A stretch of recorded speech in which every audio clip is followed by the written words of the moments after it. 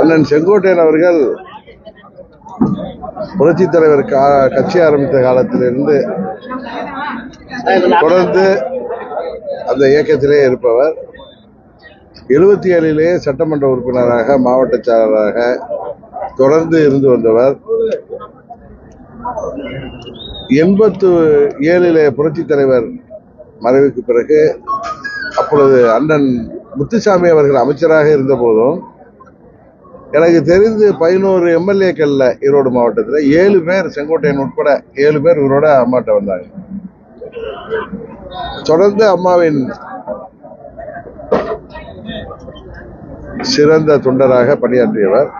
இடையில் உங்களுக்கு தெரிய சில பர்சனல் காரணங்களால, இது அரசியல் காரணம் கிடையாது, வேற தனிப்பட்ட காரணங்களால அவர் பதவியில் இல்லாமல் இருந்தார். திரும்பவும் அம்மா அவர்கள் மறைவுக்கு பிறகு சின்னம்மா அவர்கள் முதல்வராக தொடர முடியாமல் போனப்ப, பழனிசாமி முதலமைச்சர் ஆகினப்ப அவர் மாஃபா பாண்டியராஜன் அண்ணன் பன்னீர்செல்வத்தோட போனதுனால அந்த இடத்திற்கு அவர் கவர்னராக நியமிக்கப்பட்டார். உங்களுக்கு தெரியும். இன்றைக்கு அம்மாவின் கட்சி பலவீனமாகி வர்றதுனால அங்குள்ள 90% தொண்டர்களும் நிர்வாகிகளும் அம்மாவின் இயக்கம் பலப்பட வேண்டும், அதற்கான முயற்சிகளை அங்குள்ள மூத்த நிர்வாகிகள் செய்ய வேண்டும் என்று எல்லோரும் நினைக்கிறார்கள். அதன் வெளிப்பாடுதான், அங்குள்ள தொண்டர்களின் வெளிப்பாடுதான் அண்ணன் செங்கோட்டையன் மூலம் வெளிப்பட்டிருப்பதாக ஒரு அம்மாவின் தொண்டனாக நான் நினைக்கிறேன். அவர் செய்தது அநாகரிகம் அப்படின்னு சொல்லி வைகச்செல்வன் சொல்றாரு. எதா இருந்தாலும் எடப்பாடி சொல்லி பேசியிருக்கணும். அவர் பேசாம தனிப்பட்ட முறையில சபாநாயகர் சந்திக்கிறது, அது இல்லாமல் முதல்வர் சந்திக்க மறுக்கிறது, சட்டமன்ற கூட்டத்துக்கு வராமல் இருக்கிறது ஒரு அநாகரிகமானது சொல்றாரு. அதாவது நாகரிகம் அநாகரிகம் பத்தி எல்லாம் அண்ணன் செங்கோட்டையனுக்கு சொல்லிக் கொடுக்க வேண்டிய அவசியம் இல்லை. ஏன்னா அவர் எப்பொழுதுமே அமைதியாக எந்த ஒரு கான்ட்ரவர்சிலுமே ஈடுபடாதவர். உங்களுக்கு தெரியும் அவருடைய அரசியல் வாழ்க்கையில. அது குறிப்பா அம்மா அவர்கள் தலைமையேற்ற பிறகு நான் அவர் நல்ல பழக்கம். இன்றைக்கு அவர் எதிரணியில இருந்தாலும் உண்மையை நம்ம உண்மை இருந்தாலும் சொல்லணும். அதாவது அம்மா அவர்கள் 2016 விட்டு சென்ற ஆட்சி தான் பழனிசாமி முதலமைச்சராக இருந்தாரு. அம்மா அவர்கள் ஆட்சி பொறுப்புல இருந்தப்ப அந்த அத்திக்கடவு அவிநாசி திட்டத்திற்காக இனிஷியலா அதுக்கு நிதி ஒதுக்கியிருந்தாங்க, அந்த பணிகளை பத்தி ஆராய்ச்சி செய்ய. அதுக்கு பிறகு இவர்கள் நிதி ஒதுக்கினார்கள். பழனிசாமிக்கு பாராட்டு விழா நடந்த போது அதில் அம்மாவின் படமோ புரட்சி தலைவர் படமோ பத்திரிகையிலேயோ அந்த நிகழ்ச்சியின் மேடையிலேயே கூட இல்லாமல் இருந்தது. அம்மாவின் தொண்டர்கள் அவர்கள் எங்கிருந்தாலும் அவர்களுக்கு வருத்தமாக இருக்கும், புரட்சி தலைவரின் தொண்டர்களுக்கு வருத்தமாக இருக்கும். அதையெல்லாம் பொருட்படுத்தாமல் பதவியில முதல்வராக்கியவர்களுக்கு துரோகம், ஆட்சி தொடர காரணமாக இருந்தவர்களுக்கு துரோகம், 4 ஆண்டுகள் ஆட்சியை பாதுகாத்து தந்த மத்திய ஆளுகின்ற பாரதிய ஜனதா கட்சிக்கு துரோகம் என்று அடுக்கிக் கொண்டே போய், நம்ம ஊர்ல எல்லாம் சொல்லுவாங்களே, ஆட்டை கடித்து மாட்டை கடித்து கடைசியா மனுஷனை கடித்த கதையா. நான் கிளைச்சலா இருந்து வந்தேன், தொண்டனாக இருந்து வந்தேன், 89 எம்எல்ஏ எல்லாம் சொல்றாரு.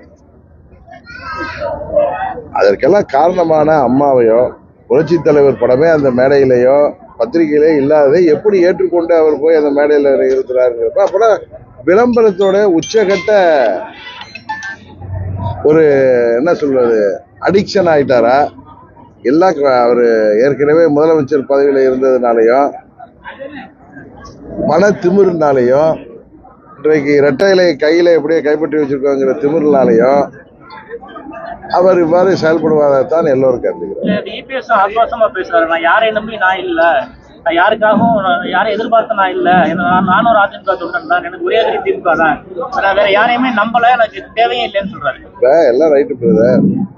நீங்க இந்த அம்மாவுடைய கட்சியை பத்தியே கேள்விகள் கேட்கறீங்களே. இந்த ஆட்சி நல்ல ஆட்சி, 4 ஆண்டுகளாக மக்கள் எல்லாம் நிம்மதியா இருக்கிற இந்த ஆட்சி, டெய்லி தொலைக்காட்சியை பார்த்தா, பத்திரிகைகளை பார்த்தா கொலை, கொள்ளை, கற்பழிப்பு, எங்கு பார்த்தாலும் போதை மருந்து வியாபாரம், பள்ளி செல்கின்ற மாணவர்களை கூட குறிவைத்து இன்றைக்கு கஞ்சா போன்ற போதைப் பொருட்கள் விற்கப்படுகிறது.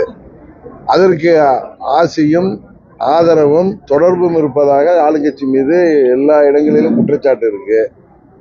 விவசாயிகள் உட்பட, அது மாற்றுத்திறனாளிகளா இருக்கலாம், அரசு ஊழியர்கள், ஆசிரியர்கள், மருத்துவர்கள், செவிலியர்கள், பொறியாளர்கள் என அனைத்து தரப்பு மக்களும் இந்த ஆட்சியில 21 தேர்தலுக்கு முன்பு திரு ஸ்டாலின் அவர்கள் கொடுத்த வாக்குறுதிகளில ஏதோ 1-2 இங்க நிறைவேற்றிவிட்டு மக்களை ஏமாற்றி எல்லோரும் போராடுகின்ற அளவுக்கு போராட்டங்கள், கைது நடவடிக்கைகள் என்று இந்த ஆட்சியில் இருக்கு. இன்னும் சொல்ல போனா மின் கட்டணம் பல முறை உயர்த்தப்பட்டிருக்கு, பால் பொருட்கள் விலை உயர்த்தப்பட்டிருக்கு, ஏழை எளிய மக்கள் பாதிக்கப்பட்டு வருகிறார்கள். இன்றைக்கு வெறும் விளம்பரத்தோட இந்த ஆட்சி நடைபெற்று இருக்கு. உங்களுக்கு தெரியும், டாஸ்மாக்ல விஞ்ஞானபூர்வமான ஊழலை இன்றைக்கு இடி அவங்களுக்கு வந்த கம்ப்ளைண்ட் மூலம் அதை பார்க்கிறாங்க. இது டெல்லியில் எப்படி கேஜ்ரிவால் ஆட்சியின் மீது வந்த குற்றச்சாட்டுகள். அன்றைக்கு அவர் கைதப்ப என்ன சொன்னாங்க எதிர்கட்சிகள், அந்த இந்தியா கூட்டணி எல்லாம் என்ன சொன்னுச்சு, பிரதம அமைச்சர் கேஜ்ரிவால் மேல காழ்ப்புணர்ச்சி செய்யறாரு. ஆனா இன்னைக்கு டெல்லி வாழ் மக்களே 3 முறை முதல்வராக தங்களால் தேர்ந்தெடுக்கப்பட்ட கேஜ்ரிவாலை வீட்டுக்கு அனுப்பிட்டாங்க. அதுபோல இன்றைக்கு 1000 கோடிங்கிறதுக்கு இதுவரை இடியால் அந்த முறைகேடுகள் கண்டுபிடிக்கப்பட்டிருக்கு. இன்னும் தோண்ட என்ன ஒரு, ஏன்னா அங்குள்ள ரெக்கார்ட்லாம் எடுத்து போயிருக்காங்க. இதே மாதிரி இருக்கு. அதை எல்லாம் விட்டுட்டு அண்ணன் பழனிசாமியை பத்தியே கேள்வி கேட்பாரு. தயவு செய்து தவிர்க்கணும். அது அதிமுக பிரச்சனை, அது அண்ணன் தம்பி பிரச்சனை, அது அவங்க தீர்த்துக்குவாங்க.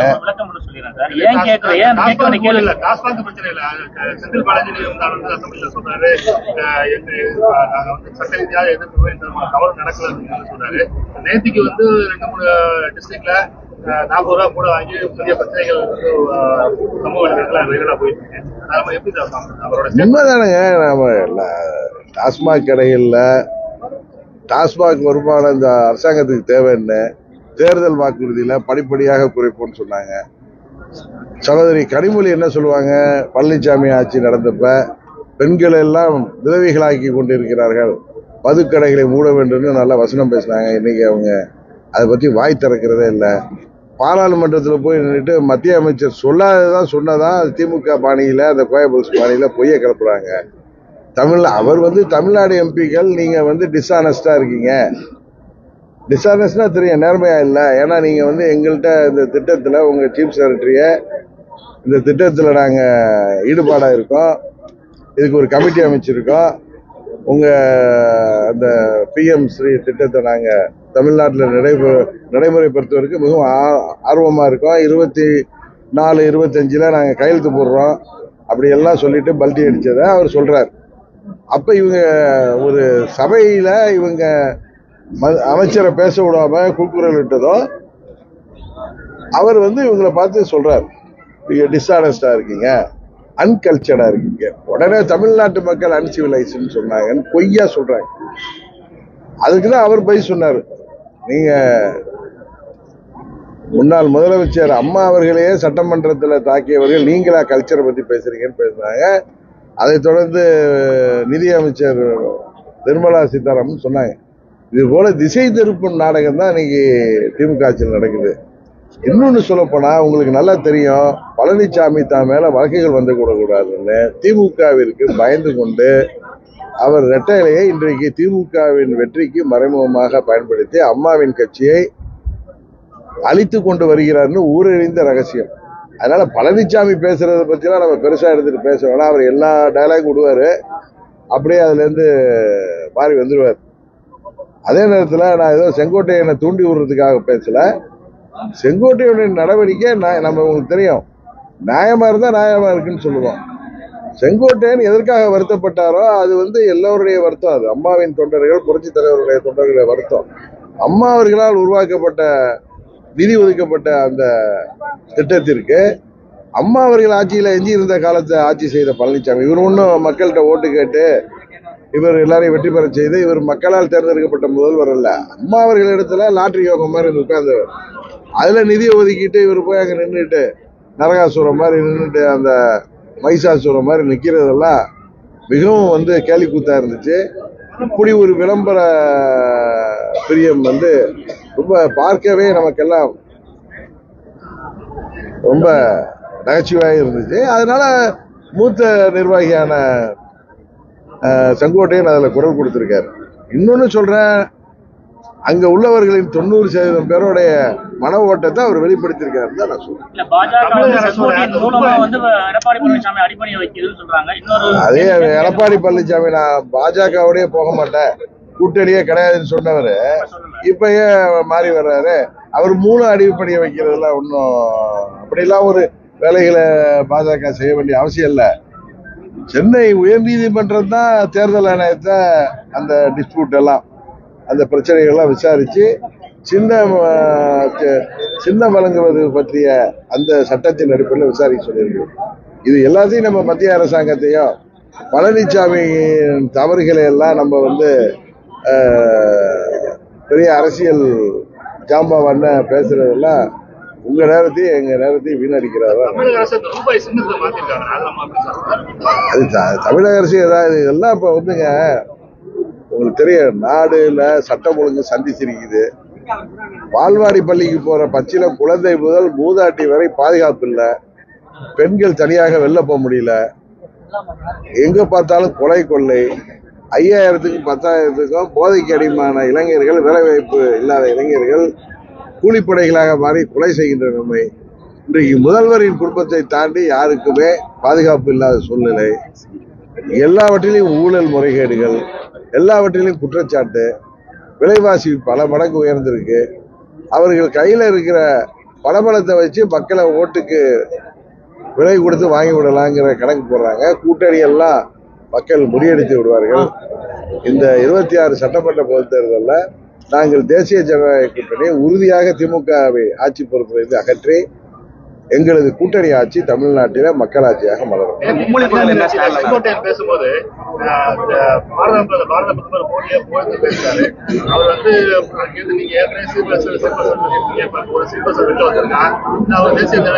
அவர் ஒரு மூத்த நிர்வாகி, அவரை போய் ஸ்லீப்பர் எல்லாம் சொல்லாது.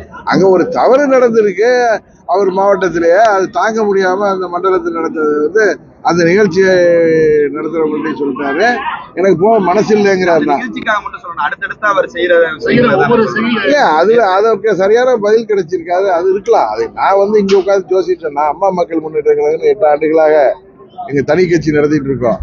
எங்களுடைய ஒரே நிலைப்பாடு, அம்மாவின் ஆட்சி மீண்டும் தமிழ்நாட்டில் அமையணும்னா தேசிய ஜனநாயக கூட்டணி வலுப்பெறுவதன் மூலம் தான் செய்ய முடியும். இப்ப அம்மாவோ புரட்சி தலைவரோ யாரும் இல்லை. ரெட்டை இலை வச்சிருக்கவங்க எல்லாம் அம்மா வாங்கிவிட முடியாது. பலபலம் இருக்கிறதுனால வெற்றி பெற்று விட முடியாது. அந்த கட்சி பலவீனம் ஆயிட்டு இருக்குங்கிறது எல்லோருக்கும் தெரிந்த உண்மை. அம்மாவுடைய ஆட்சி மீண்டும் அமைக்கணும் என்றால் அது தேசிய ஜனநாயக கூட்டணி உதவியோடு தான் அமைக்க முடியும். அதாவது நான் அன்னையிலே சொல்றேன், வித்தார் வித்தவுட் பழனிசாமிக்கு எப்படி நடக்க போகுதுன்னா, அங்க இது நாங்க செய்யற வேலை இல்லை.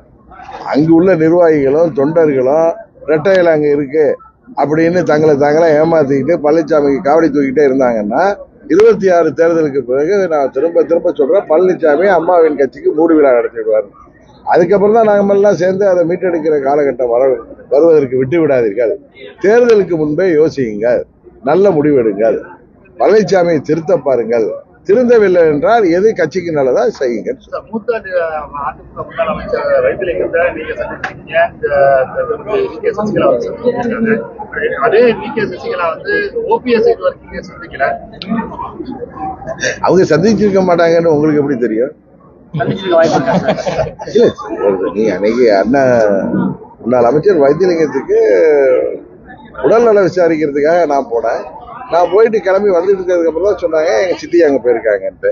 நான் முதல் நாளே அவர்கிட்ட ரங்கசாமி நான் அவரை பார்க்க போனப்ப சொல்லியிருந்தேன். அடுத்த நாள் அது மாதிரி மார்னிங் ப்ரோக்ராம் எல்லாம் முடிச்சுட்டு அங்க போயிட்டு நான் வந்துட்டேன். ஓபிஎஸ் சந்திச்சிருப்பாரா சந்திரிக்க மாட்டாரா? உங்களுக்கு கேமரா முன்னாடி சந்திச்சாதான் நீங்க ஏத்துக்குவீங்களா, இல்ல தனிப்பட்ட முறையில் அவங்க சந்திச்சிருக்க முடியாதா? அதை நீங்க அவங்க 2 பேர்ட்ட கேட்டாதான் கிளியரா பதில் வரும். உறுதியாக வாய்ப்பு இருக்கு. ஓகே, அதை கடந்து இப்ப நடிகர் விஜய் திமுக கடுமையான குற்றச்சாட்டு முன்வைக்கிறாரு. ஊழல் இலக்கியம் எழுதுற அளவுக்கு திமுக ஊழல் பண்ணிருக்காரு சொல்றாரு. டாஸ்மார்க்ல பெரிய அளவுல முறையீடு பண்ணிருக்கேன்னு சொல்றாரு. ஊழல் அதாவது ஊழல் இலக்கியம் எழுதும் அளவிற்கு பெரிய அதாவது இன்றைக்கு திமுகங்கிற தீய சக்திய அந்த தீய சக்தியின் கூட்டணி பலத்தை உடைத்து ஆட்சி அதிகாரம் கையில இருக்கிறதுனால அவங்க பணபலத்தோடையும் இருந்து இந்த தேர்தலை எதிர்கொள்றப்ப அதை வீழ்த்த வேண்டும் என்றால் அதற்கு சரியான மாற்றாக மக்கள் தேசிய ஜனநாயக கூட்டணியை தான் ஏற்றுக்கொண்டிருக்கிறார்கள். ஏன்னா மத்தியில தொடர்ந்து ஒரு நல்லாட்சி வழங்கி வருகிற பாரத பிரதமர் மோடி அவர்கள் தொடர்ந்து 3வது முறை பிரதமர் ஆகிறார். ஒன்றும் விளையாட்டான விஷயம் இல்லை. எவ்வளவுதோ எதிரான குற்றச்சாட்டுகள், எவ்வளவுதோ எதிர்ப்புக்கு மீறி அது போல இங்க ஒரு நல்ல ஆட்சி, அம்மாவின் ஆட்சி, மக்கள் விரும்புகின்ற ஆட்சி அமையணும்னா திமுக வீட்டுக்கு அனுப்பணும்னு நினைக்கிற கட்சிகள் எல்லாரும் அவர்கள் திமுக எதிரான வாக்குகளை சிதறடிக்காமல், திமுகவுக்கு சாதகமான சூழ்நிலையை உருவாக்காமல் தேசிய ஜனநாயக கூட்டணியிலே அனைவரும் ஆதரவளிப்பதன் மூலம்தான் அது இன்றைக்கு திமுகவை முறைகேடுகளை, ஊழல்களை எதிர்த்து பேசி வருகின்ற எல்லா கட்சிகளுக்கும் பொதுவாக சொல்றேன், அவர்கள் யோசிக்க வேண்டும். சொல்றீங்க தமிழகத்துல அவங்களுக்கு திட்டம் தமிழக எதிராக இருக்கு. மும்மொழி கொள்கையா இருக்கட்டும், இல்ல நாங்க தான் சொல்லிட்டோம். திருச்சி சொன்னா நம்ம தாய்மொழி தமிழ் இல்லைங்க. மும்மொழி கொள்கைய ஏத்துக்க மாட்டேன், ஹிந்தி வேணான்னு சொல்லி தமிழ்நாட்டுல பெரிய போராட்டங்கள் நடத்தி மாணவர்களை ஒன்று திரட்டி அப்பொழுது 65ல ஹிந்தி திணிப்பை எதிர்த்து பேரறிஞர் அண்ணா அவர்கள் ஆட்சி பொறுப்புக்கு வந்தார்கள். பிப்ரவரி மாசம் வந்தாங்க. அதே பேரறிஞர் அண்ணா ஒரு பெரிய தீர்க்கதரிசி, உங்களுக்கு தெரியும், எதிர்காலத்தை பத்தி சிந்திக்கக்கூடியவர். அவர் ஏப்ரல் மாதம் நானா சொல்லல, நான் ஒண்ணு சில பேர் சொல்ற மாதிரி பாதை மாறல, கொள்கை மாறல, யாருடைய வழியில நம்ம எல்லாம் கட்சி நடத்துறோமோ, எந்த தலைவர் எங்கள் தலைவர்களுக்கெல்லாம் குருவாக மதிக்கப்படுபவர், எங்கள் இதய தெய்வம் அம்மா அவர்களுக்கும் புரட்சி தலைவர் அவர்களுக்கும் ஒரு வழிகாட்டியாக, அரசியல் வழிகாட்டியாக, ஒரு ஆசானாக நாங்கள் எல்லாம் இன்றைய வரை மதிப்பவர், பின்பற்றி வருபவர் பேரறிஞர் அண்ணா அவர்கள். அவர்தான் 1967 பிப்ரவரி மாதம் ஆட்சிக்கு வந்த பிறகு 2 மாதத்தில் ஏப்ரல் 20ஆம் தேதி போஜனாங்கிற ஒரு இதழுக்கு அவர் அளித்த நேர்காணல்ல என்ன சொல்றாரு? அனைத்து இந்தியாவிற்கும் ஒரு பொதுவான இணைப்பு மொழி உருவாக வேண்டும் கால மாற்றத்தில். அவர் ஏன்னா பெரிய தலைவர்கள் அன்றைக்கு இருப்பது இன்றைக்கு எது தேவை, எதை எதிர்க்கணும் அப்படின்னு முடிவு எடுக்கிறவங்க கால மாற்றத்தில் பிற்காலத்தில் அனைத்து இந்தியாவையும் இணைக்கக்கூடிய ஒரு பொதுவான மொழி வேண்டும் சொல்றார். அதே நேரத்தில் இந்தியாவில் உள்ள அந்த 14 தேசிய மொழிகளும் சமமாக பாதிக்கப்படும் சொல்றார். அதே பேரறிஞர் அண்ணா அவர்கள் மே மாதத்துல அதே 67ல கனையாளி இதழுக்கு அளித்த பேட்டியில அவரை கேட்கிறாங்க, நீங்க மும்மொழி கொள்கையை ஆதரிக்கிறீங்களான்னு, ஏற்றுக்கொள்கிறீர்களா மும்மொழி திட்டத்தை? நான் ஏற்றுக்கொள்ள தயார். இது நான் சொல்லலைங்க, பேரறிஞர் அண்ணா அவர்கள் எங்களுடைய ஆசான். யாருடைய வழியிலே நாங்கள் எல்லாம் இன்றைக்கு அரசியல் செய்து கொண்டிருக்கிறோமோ அவர் மும்மொழி கொள்கையை, அந்த திட்டத்தை ஏற்றுக்கொள்ள தயாராக இருக்கிறோம். பிற மாநிலங்களிலும் அதை ஏற்றுக்கொள்ளும் பட்சத்தில் நாங்கள் ஏற்றுக்கொள்கிறோம். குஜராத்தி மற்றும் மராட்டி பள்ளிகள் சென்னையில் இயங்கி வருது. அதுபோல தேவையான இடங்களில பள்ளிகள்ல இந்தியையும் படிப்பது தவறில்லை. நான் சொல்றது நேரத்தை திருச்சியில் கொடுத்து வந்த பேப்பர் நீங்க சதிபதி கொடுத்துருக்கேன். இது அத எங்க தலைவர் யார் பேரை சொல்லி இங்க ஹிந்தியை எதிர்க்கிறாங்களோ, யாரு ஹிந்தியை தமிழ்நாட்டில் ஹிந்தி திணிப்பை எதிர்த்து போராடி அதை முடிவுக்கு கொண்டு வந்து இருமொழி கொள்கை அரசாங்கத்தில் தமிழ்நாடு அரசாங்கம் மூலம் தமிழ்நாட்டில் அமல்படுத்தினாரோ அந்த பேரறிஞர் அண்ணா அவர்களே 2 மாதத்திலேயே தொலைநோக்கு பார்வையில் சொல்லியிருக்காரு. அதனால இந்த காலகட்டத்தில் மூன்றாவது மொழி என்பது அவசியம். ஏன்னா இப்ப உங்களுக்கு தெரியும், ஏற்கனவே மெட்ரிகுலேஷன் ஸ்கூல்ல சென்ட்ரல் போர்டுலாம் ஹிந்தி படிக்கிறாங்க. இப்ப தமிழ்நாடு அரசு பள்ளிகள்ல படிப்பவர்கள் யார்? மெஜாரிட்டி ஏழை எளிய கூலி தொழிலாளிகள் வீட்டு பிள்ளைகள் தான். இதை நான் ஒரு நாள்ல சொல்ல, உங்களுக்கு தெரியும். நான் தமிழ்நாடு ஃபுல்லா பயணம் செஞ்சுட்டு இருக்கிறேன். அது கார்லயே போறவன். பல இடங்கள்ல இந்த ஏழை எளிய மக்களை, அந்த கிராமப்புற பள்ளிகள், அரசு பள்ளிகள்ல படிக்கிறவங்கள, நகராட்சியில படிக்கிறவங்கள நான் சந்தித்து அவர்களோட பேசிக் கொண்டிருக்கும் பொழுது, எங்கள் வீட்டு பிள்ளை 3வது மொழி படிக்க வேண்டும், அது அவர்களுக்கு நல்லது வருங்காலத்துக்குன்னு எனக்கு தெரிஞ்சு ஒரு 85% பேர், 100% எடுத்தீங்கன்னா அதுக்கு ஆதரவாக இருக்கிறார்.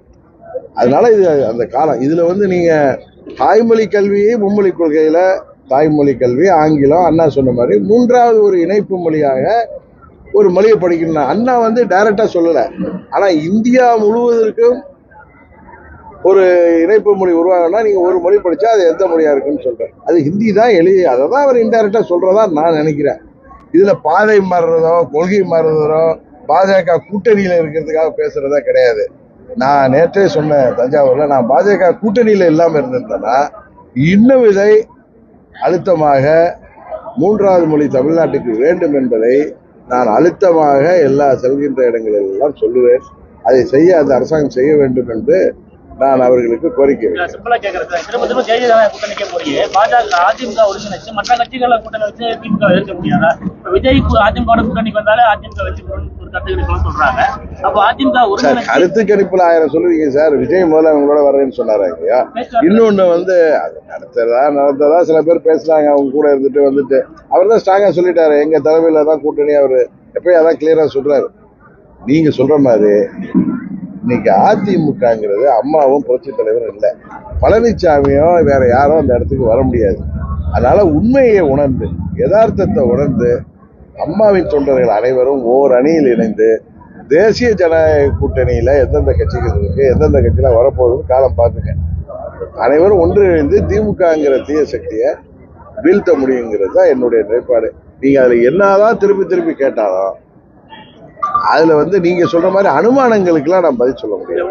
ஒருவேளை அதிமுக இணைந்து எல்லாமே ஒன்றப்பட்டு வந்தால் வி.கே. சசிகலா, ஓபிஎஸ், நீங்க பழனிசாமி எல்லாரும் வந்தாலும் அம்மா மக்கள் முன்னேற்ற கழகம்ங்கிறது செயல்படுத்தும் வாய்ப்பு கட்சி இணைக்க. அம்மா மக்கள் முன்னேற்ற கழகம் அம்மாவின் கொள்கைகளை, லட்சியங்களை தொடர்ந்து கொண்டு போற இயக்கம்.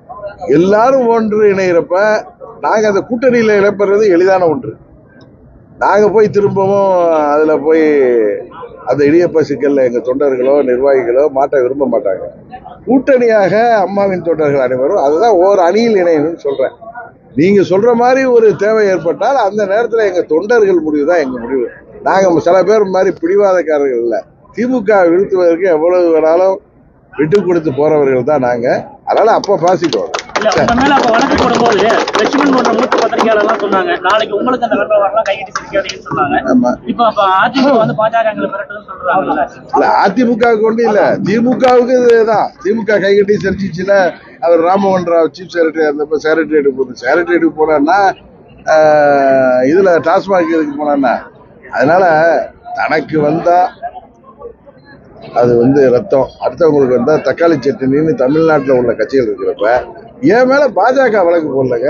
நீங்க ஈடி போட்டாலே பாஜகங்கிறீங்க. ஆட்சியில இருந்தா இப்ப தமிழ்நாட்டில் ஆட்சியில இருக்கு. ஸ்டாலின் என்ன சொன்னாரு, எல்லா ஊழல் அமைச்சர்கள் மேலாம் வழக்கு போடுவேன்ட்டு பாவம் அந்த அமைச்சர்கள்லாம் வழக்கு போட்டாரு. முன்னாள் முதலமைச்சர் பழனிசாமி மேல போடல. ஆனா அவங்க அப்படி இல்லை, என் மேல வழக்கு போட்ட மாதிரி எல்லாருக்கும் நோட்டீஸ் அனுப்பி எல்லாருக்கும் ஒவ்வொரு கட்டத்தில் இருக்கு. இன்னைக்கு குட்கால கேஸ் போட்டிருக்காங்க. அதனால இது நான் அதை மிரட்டலதான் பார்க்கல. அன்னைக்கு நீங்க என்னுடைய பழைய பேட்டிகளை பாத்தீங்கன்னா இதுல பாஜக பின்னணியில் இருக்கான்னு கேட்டப்ப எனக்கு அப்படி தெரியலன்னு தான் சொல்லியிருக்கேன். திரும்ப நான் அதான் சொல்றேன். அப்படியே வழக்குகள் வந்தாலும் அதை சந்திப்பது, ஒரு கட்சியை எதிர்ப்பது வேறு. நம்மளது தலையாய கடமையாகிய திமுகவை வீழ்த்துவதற்கு ஓர் அணியில் மற்ற கட்சிகளோடு இணைவது என்பது வேறு.